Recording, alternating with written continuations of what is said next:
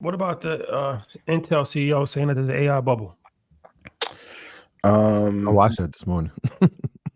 Former CEO. Former CEO. Just to be very clear, this is the CEO of Intel that I liked. Truth teller, very sharp. I think we keep trying to escape if we are in a bubble. And I think this first inning is coming to an end, and the players have already been selected who are going to do incredibly well. The part that I don't agree with is that we're in the same kind of market as 99. The companies are stronger. They're printing more money, higher revenue, higher profit margin. The thing that may drag us into a downturn is the geopolitical issues that we're having. Debt to GDP being incredibly high, like we talked about. The job market is locked. Money is tighter than it's been. It feels like 2019 all over again, and the curtain hasn't revealed what the monster is behind it. So I don't see the parallel of 99. But as far as it being a bubble, absolutely. And I commend him for saying it. I think the next iteration and getting to agentic is going to be incredibly important. But the first wave of every company going up 200% because they have something AI adjacent, I think that's starting to come to an end for sure.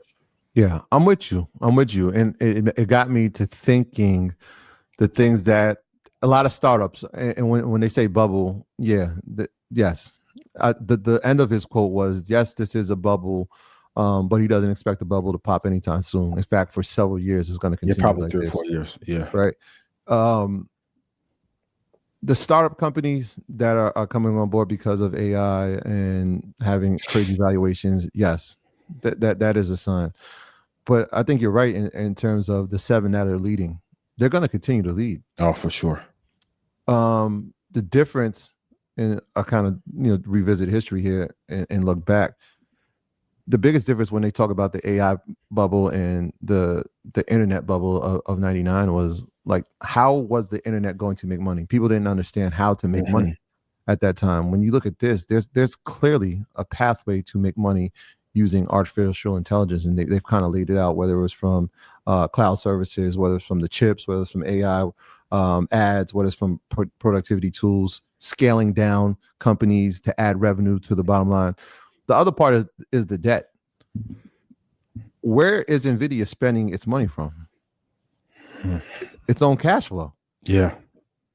Right? Where's Microsoft from its own cash flow? Where's Apple from its own cash flow? And so like when you start thinking like, hey, they're not really borrowing money to pay for this infrastructure. OpenAI a little different, right? But until they go public. Yeah. But for the other ones, the core, that Mag 7, and we can throw Tesla in there, a lot of it's coming from the cash flow that they're making from their businesses now. And so when you take that into account, it's like, well, is spending going to slow down? Well, every time that they make money, what do they do with it? More CapEx expenditures. In fact, we talked about it going from 230 billion this year to 290 billion next year. The reason why we hear bubble is because at a certain point, they won't spend like that. And what will the return on investment be? Negative. That we don't know. Negative.